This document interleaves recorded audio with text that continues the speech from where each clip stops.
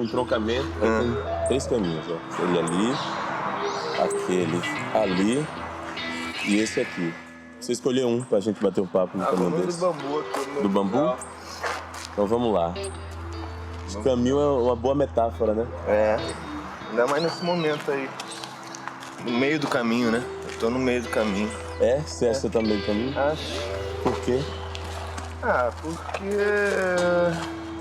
vai rolar uma virada agora bacana na minha vida.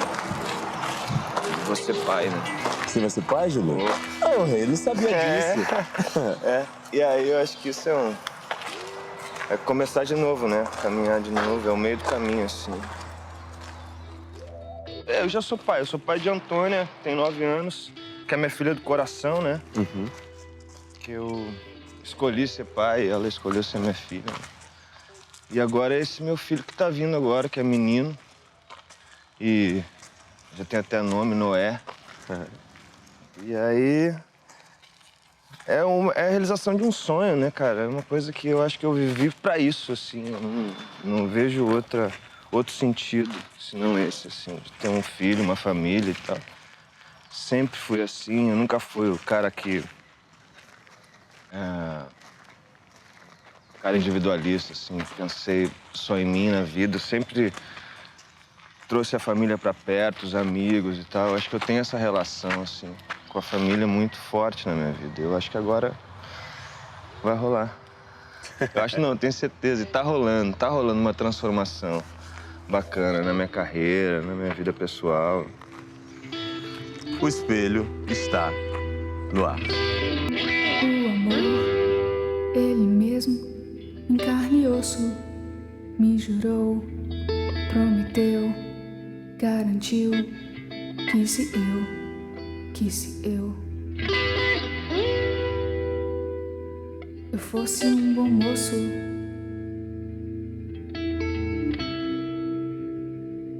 eu fosse uma pessoa boa,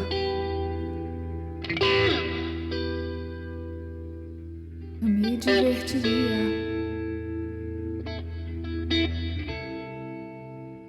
eu viveria rindo à toa. Gostei que você falou de família, pra começar, porque eu ia começar exatamente por aí. Eu queria saber qual é a família da qual você vem lá em Porto Alegre. Eu venho de uma família muito simples, cara, muito amorosa, muito... Eu costumo dizer que meu pai me deu excesso de carinho, assim, sabe? Era um cara que tava sempre lambendo a gente, assim, sempre... Eu vivi num condomínio fechado, assim, que tinha uma piscina, e passei parte da minha infância e adolescência nesse condomínio. E a porta era sempre aberta, as pessoas entravam na minha casa, os amigos. Meu pai era síndico desse condomínio, então... Sempre muita gente, a família também muito grande, muito unida. Depois desse tempo, meu pai vendeu esse sítio e a gente foi para 30 quilômetros do centro de Porto Alegre, para um bairro chamado Belém Novo. Ele comprou um sítio e dividiu entre as irmãs da minha mãe. Então a gente viveu numa espécie de comunidade assim durante um tempo. Para mim foi um pouco difícil na época que eu era adolescente. Eu tive que... Olha que linda aquela borboleta, cara. Olha ali, vem aqui. Ih, caramba. Peguei. Ah, me Caraca, bicho. Desculpa, Lazinho. Mas aí... Não, isso faz parte do assunto. É? Tá falando de sítio. Então, aí, cara, a gente foi morar nesse sítio. Só que eu tava na fase da adolescência e eu... fiquei preso naquele lugar ali. Então eu ia pra casa dos amigos, passava 1 mês, 2 meses, assim, fora, voltava pra casa, ia pra escola e comecei a fazer teatro. Era meio fugindo de casa, assim? Eu meio que fugi de casa, assim, porque era muito longe de tudo e eu tava numa vida muito urbana, assim. Hoje eu entendo meu pai, assim, cara, saca? Hoje eu entendo o que ele quis nos dar com aquele sítio, com aquele estilo de vida, né? E o teatro entra quando? O teatro entra quando eu moro nesse condomínio e uma vizinha, do nada, me convida para fazer um espetáculo de teatro amador chamado Um Dia na Floresta. Não, peraí, mas a vizinha te convidou? Você não tinha vontade de fazer teatro? Você não... eu sempre fui esse cara meio, assim... Eu sempre gostei, cara. Porque meu avô era da boemia. Então ele cantava na noite, era um boêmio, era o cara da jogatina e tal. Minha avó também cantou no rádio algumas vezes, meu tio também. E aí, esse meu tio, Marcelo, que é filho dos meus avós, esses dois, tinha uma banda. E aí, meu interesse começou a partir daí, por música. Eu comecei com a música, na realidade. Nessa época que a vizinha me convidou, eu já tocava em barzinho, tocava MPB, música popular brasileira, tocava Djavan. Tocava Gonzaguinha. Tocava Gonzaguinha. E aí, meu interesse partiu daí, assim. E essa vizinha viu que eu tinha, sei lá, jeito pra coisa. Ela achou que eu tivesse. E me convidou, e eu fui, cara. E foi interessante, assim, porque a gente ensaiava na FEBEM, né? Uhum. Então eu ensaiava ali com os meninos de rua, todos ali nos assistindo e tal. Mas na época eu ainda não sabia o que era teatro, não sabia pra onde eu queria ir, essa coisa toda. Mas quando o bichinho do teatro pegou mesmo, foi no espetáculo do Roberto Oliveira. Fui assistir O Estranho Sr. Paulo. Uhum. E esse espetáculo abria com ele na banheira, nu, com um rato branco na cabeça e arrancando umas folhas de livro e comendo e engolindo em cena. Ele engolia em cena. Aquilo me chamou muita atenção. Eu falei, caralho, eu quero começar a comer também folha de livro. E foi aí que eu comecei, cara, a realmente levar a sério, assim, essa história do teatro.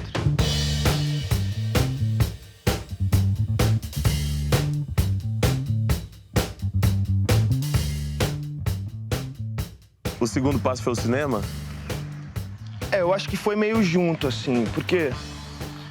Bom, eu passei toda aquela dificuldade como ator de teatro, que era não ter público, que era não fazer dinheiro e...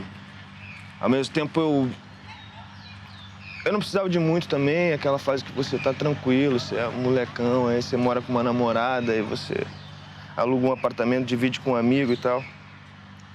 Mas eu comecei a fazer cinema porque eu comecei a fazer publicidade também. Eu acho que veio publicidade antes, que me chamaram para fazer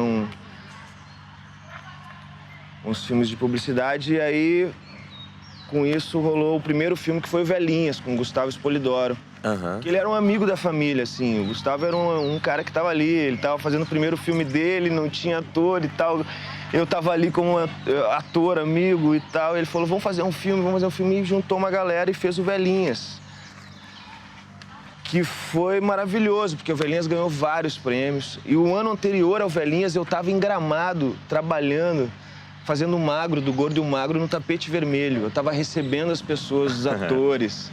Eu lembro do José Leogói, que eu fui ajudá-lo, assim, a subir a escada. E ele, não, agora é minha vez de brilhar. E saiu, assim, eu lembro dessa frase que ele me falou. Enfim, e aí eu lembro de uma noite que eu acabei entrando no teatro, sentei e assisti um filme e falei, caralho, eu quero fazer isso, cara. Eu quero fazer cinema. Eu acho que esse vai ser meu grande tesão na vida, assim. Aí pintou O Homem Copiava, que eu acho que foi o primeiro filme, assim, que eu pude fazer um personagem. E eu vibrei porque eu tinha 8 diárias. Eu vibrava em casa, eu falava 8 diárias, uou, uou, uou, porque até então eu tinha feito só participações assim, tipo, meia mussarela, 2 calabresas e meia.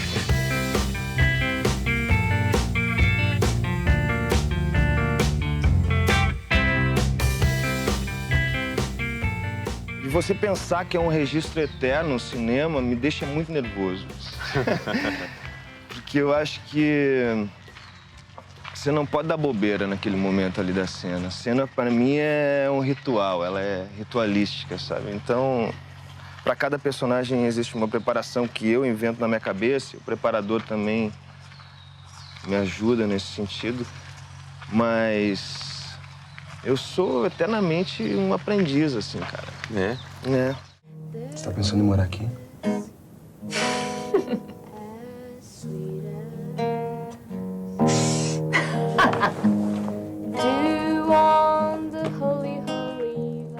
Não, quando o Cão Sem Dono chegou, foi uma coisa maravilhosa, porque eu abri em qualquer página daquele roteiro, eu tava lá. Então, aquelas 8 diárias que eu vibrei com o Homem Copiava, no Cão Sem Dono, foi é o paraíso, êxtase. né? Foi o paraíso, cara. Quando eu fiquei sabendo que eu juro pra você, quando me ligaram e falaram, você vai fazer o filme, eu me encostei, assim, numa árvore. E eu fiquei assim, ó, durante muito tempo. Porque era um sonho, cara, fazer um protagonista de um filme. Poder levar um filme do início ao fim. Pra mim, isso era É maravilhoso. Fiquei na casa, eu peguei um cachorro no canil público, eu levei um vira-lata para dentro do apartamento para morar comigo. Eu vivi aquilo ali, aquele momento. Minha casa era 15 minutos do set, eu não fui para minha casa, cara. Nenhuma vez. Eu desliguei meu telefone e falei, ó, não vou estar durante 2 meses. Eu sumi. E era do lado da minha casa, meus amigos estavam ali, ninguém me frequentava. Porque eu quis essa imersão, eu não queria passar, sabe? Eu queria realmente fazer um filme de verdade, assim, e viver aquela história daquele personagem. Pra mim, foi o Cão Sem Dono foi o ponto de partida, assim, pra mim. Biografia você já fez pelo menos 2, né? 3. 3? Raul Seixas, que eu fiz, foi um Por Toda a Minha Vida, né, da Globo. Ah, certo. Gonzaguinha e E o Paulo Coelho agora. É. Como é se preparar pra fazer um personagem que existiu? Ah, você tem que ser, né? Você não pode fazer o personagem, construir, né? Você tem que ser o cara, você tem que entrar ali e falar, caralho, eu sou o Paulo Coelho, tô numa cena com o Raul Seixas É isso aí. e tô compondo. Tá, entendi. Tipo, ei, Al Capone, vê se te orienta. Pô, é isso? Isso, Paulinho. Isso aí, pô, sacou tudo. Foi eu que fiz. É isso, essa diferença é essa. Você entrar e você ter um papo com o Gonzagão, entendeu? Que é seu pai. É. Me perdoa.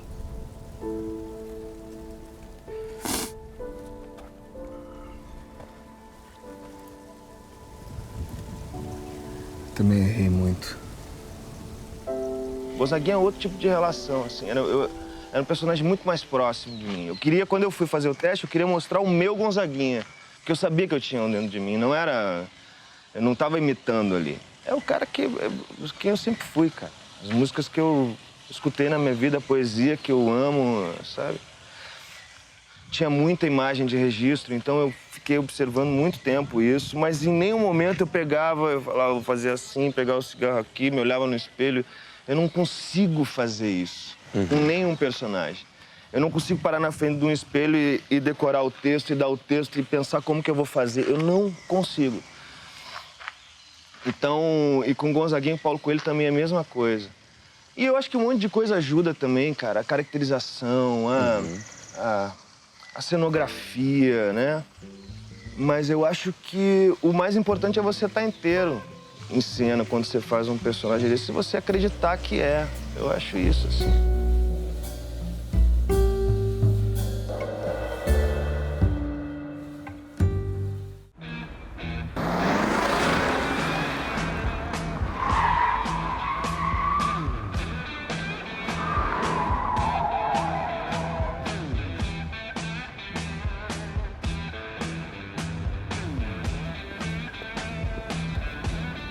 Entra aí. Qual era a sua relação e a sua opinião sobre o Paulo Coelho antes do filme? Antes de fazer? Nenhuma. Eu tinha muito preconceito em relação ao Paulo Coelho, como todo mundo, como a maioria das pessoas aqui no Brasil tem, assim. E nem sabem por quê. Eu também não sabia por quê. Assim, isso foi uma coisa que eu me peguei pensando, assim. Eu falei, caramba, por que eu tenho esse preconceito? Porque eu li um livro do cara, que foi o Diário de um Mago, com 15 anos, o único, e nunca mais li nada e não entendo, sabe, por que isso acontece. Aí eu cheguei à conclusão de que tá no inconsciente coletivo, assim, as pessoas não sabem também por quê.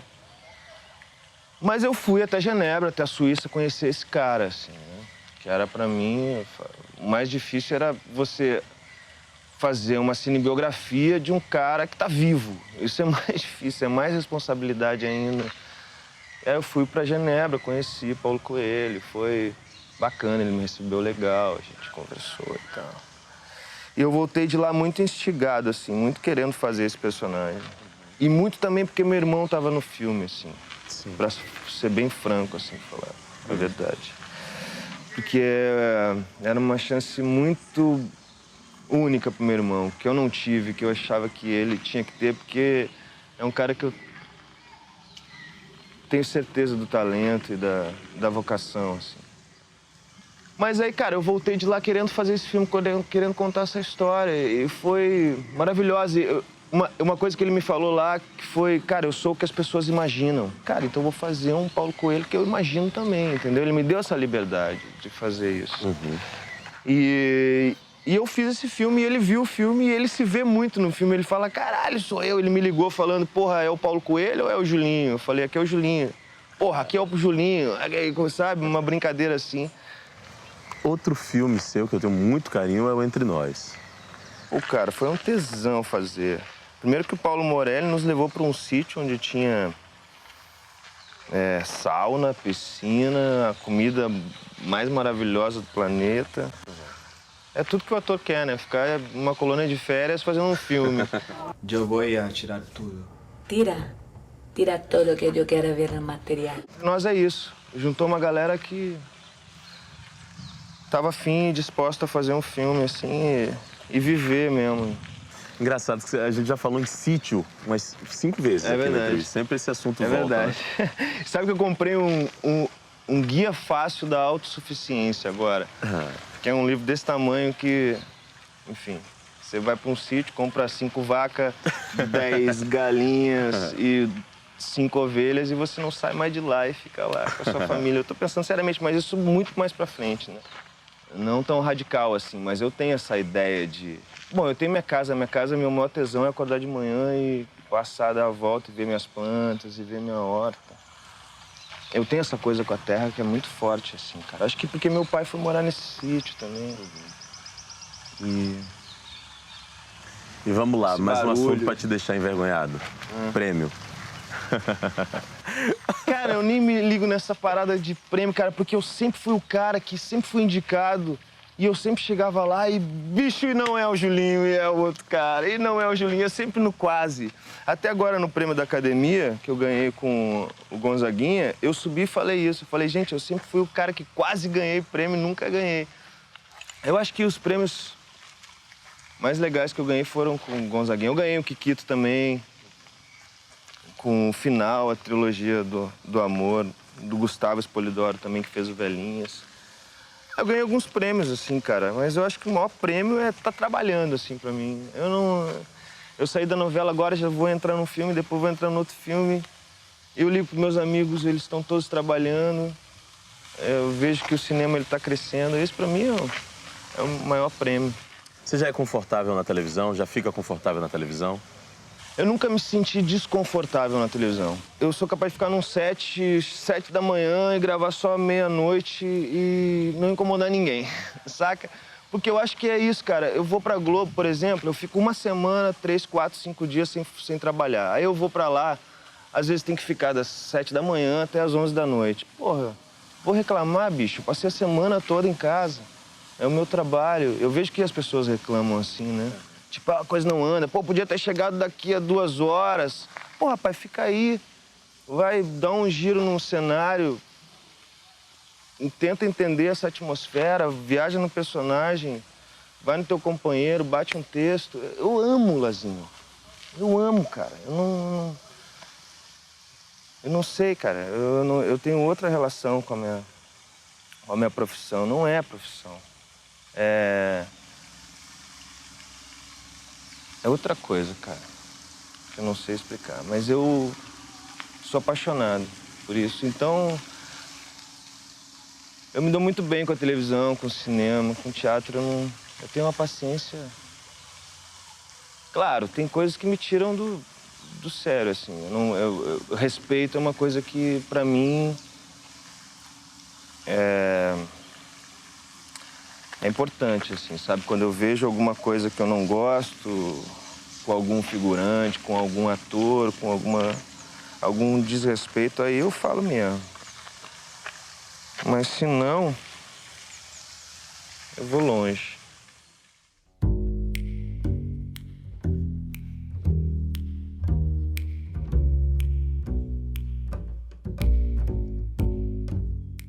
Como é que você acha que nosso país está?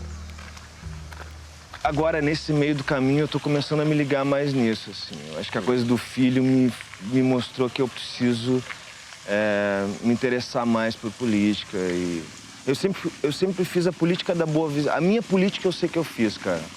Saca? Porque eu não acredito em ninguém que tá no poder. Eu não acredito em ninguém, velho. Porque a minha política eu faço, cara. Eu reciclo meu lixo, saca? Eu eu economizo água, eu tenho uma relação boa com meu vizinho, eu respeito todo mundo na rua, eu paro na faixa de segurança. Eu acho que a política é isso, cara. Você não pode mudar o mundo, mas você pode mudar uma tribo, a sua tribo, sacou? E se você muda a sua tribo, você muda a sua aldeia. E se você muda a sua aldeia, você muda todo mundo, cara. E eu acho que é isso, a gente tem que começar assim, fazendo a nossa política. E eu tô pensando muito nisso ultimamente, cara. E como é que você vai acreditar, cara, nesses políticos, cara? Como os caras roubam merenda de criança, Lazinho. Como é que você vai fazer, cara? O cara rouba merenda de criança. Então, assim, eu tô muito mais interessado agora, mas eu sempre fui... É que nem o futebol pra mim, política, por exemplo. Eu deixei de gostar de futebol. Você vê 15 caras chutando um cara porque é do outro time. A criança olhando isso, o pai agarrado. Eu comecei a pegar um nojo de futebol, cara, por isso. E você vê, cara, e você não vê um jogador entrar no estádio com uma camisa branca dizendo: galera, paz nessa porra aqui. Não vamos mais brigar nessa merda aqui. Você não vê um cara pegar o microfone e falar, cara, pra todo mundo ouvir, bicho. Você vê o cara fazendo propaganda do Guaraná, você vê o cara fazendo propaganda do telefone, da porra toda, mas você não vê o cara botando a cara na televisão, numa entrevista e falando: gente, tem coisa errada. Saca? Aí eu peguei bode, velho. Eu faço o meu futebol, jogo a minha baba ali, minha peladinha com meus amigos. E não assisto mais futebol. Meu time eu nem sei, cara. Nem sei. Não sei, eu desisti do futebol assim como eu desisti da política, mas a política eu tô começando a rever agora. E eu acho que a gente precisa, todo mundo agora, se politizar cada vez mais, assim. Eu acho que o Brasil é um país jovem, mas que muito rico, que tem muito para mudar e só a gente pode mudar. Para quem bem viveu o amor, duas vidas que abrem, não acabam com a luz.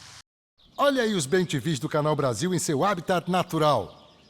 Peraí, o narrador chamou a gente de bem-te-vi?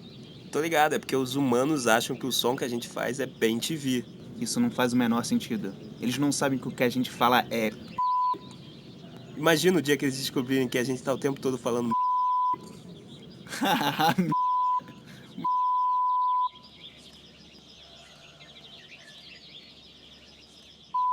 Tá, chega. Já deu.